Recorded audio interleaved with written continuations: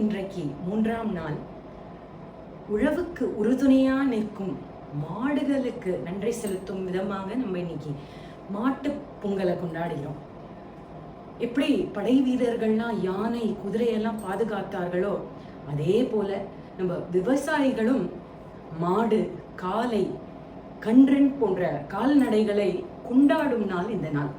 பொதுவா இந்த நாள் மாடுகளுக்கு கொம்பை சீவி வண்ணமிட்டு காதுல சாமரம் கட்டி கழுத்துல ஜல் மணிமாலையெல்லாம் கட்டி காலில் சலங்கை கட்டி வண்ணமெல்லாம் பூசி அலங்கரித்து ஊர்வலமாக கொண்டு சென்று வீட்டின் தலைவாசல் வழியாக முற்றத்தில் கொண்டு வந்து நிறுத்தி பிடித்த உணவுகள் எல்லாம் கொடுத்து அதை ஆராதித்து பின்பு தோட்ட வாயில் வழியாக கொட்டிலில் கட்டுவார்கள்.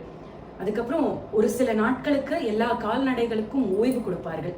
நாளை 4ஆம் நாள் காணும் பொங்கல். இந்த நாள் கலப்பணியில் வேலை பார்க்கிறவர்கள் மற்றும் நமக்கு அறுவடையில உதவும் விவசாய நண்பர்களுக்கெல்லாம் நன்றி செலுத்தும் விதமாக கொண்டாடப்படுகிறது.